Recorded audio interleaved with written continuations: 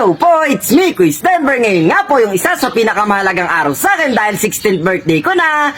Hihi. At kakagaling ko nga lang po sa sambahan kasama ang aking buong pamilya para magpasalamat na naman pong muli sa Panginoon sa isang taon na nalagpasan ko. Tapos sa pag-iingat po sa akin at sa aking mga mahal sa buhay, lalo na po sa natanggap at natatanggap pa naming mga blessings. Wow, English yun na. Talaga nga naman po na sobrang bilis ng panahon dahil parang kailan lang po natatandaan ko, nasa tiyan pa lang ako ni Mama. Ngayon po, eto na, 16 years na pala ako na nabubuhay sa mundo. Marami pa po akong gustong ipagpasalamat at ikwento pero hayaan nyo na po, baka maiyak pa ako kaya balik na po tayo sa birthday ko. At yun nga po, pag uwi namin, nagpalit lang po ako saglit tapos dumiretso na po kami sa bayan para bumili ng mga ibibigay ko sa mga bata tapos bumili pa po ng mga kulang na hindi nabili kagabi nila Mama. At pag uwi po namin sa munti naming tahanan, may naabutan po ako na kanina pa daw nag-aantay sa akin para magpa-picture dahil hindi daw po sila nakapagpa-picture ng provincial meet. Tapos nung nakaalis na po sila, hindi po nagtagal, dumating naman po yung nirentahan naming videoke para masaya po yung tugtugan mamaya.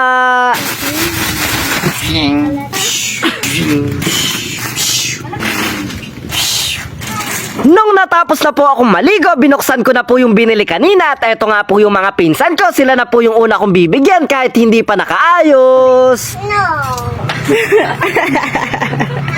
Oh, di ba? Ayun po si Patay, nauna yung sagot niya dahil nanawa na po siya, kanina pa kasi kuha ng kuha.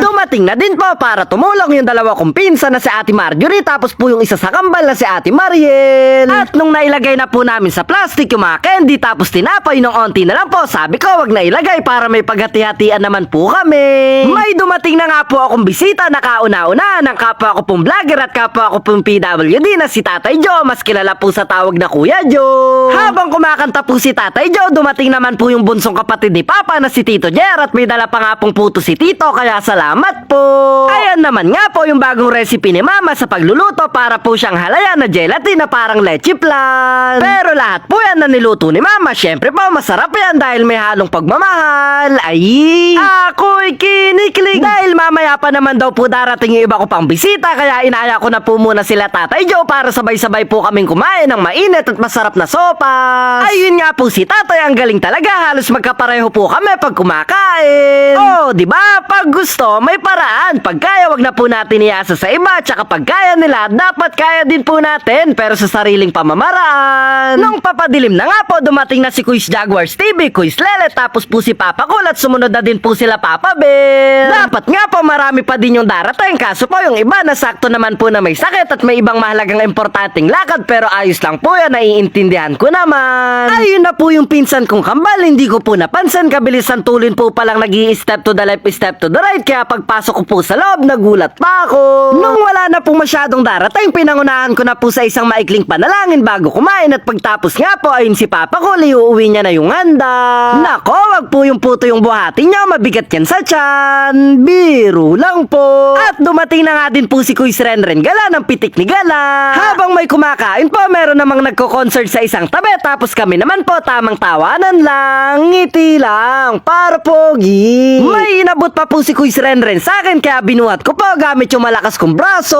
May muscle yan. Magkakasama po ulit kami kaya syempre po hindi na namin sasayangin yung pagkakataon na magbiruan, magtawanan, magkwentuhan at magsayawan. Ay, sayaw niyo, sayaw niyo.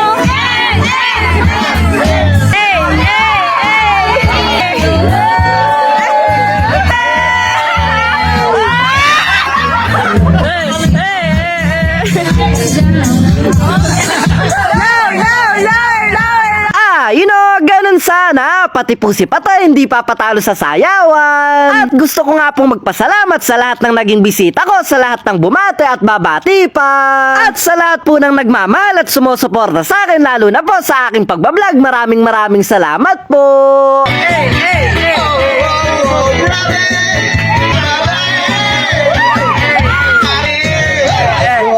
Mr. Suave.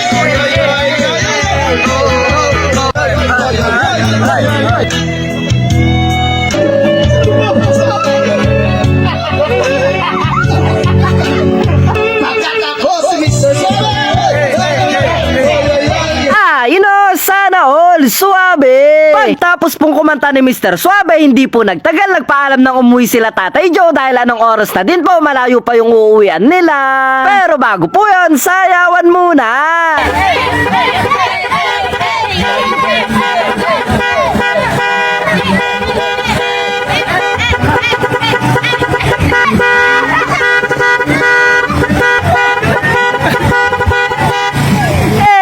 Salamat po sa pagpunta. Ingat po kayo sa pag-uwi. Magnanay na po sa mga oras na to, pero ayan po si Patay, hindi pa inaantok dahil ganadong-ganado pang sumayaw. Kaya nung kinuha na po siya ni Mama para patulugin na, ayun po, gusto pa din talaga niyang makisayaw kila ate, kaya binatawan po ulit siya.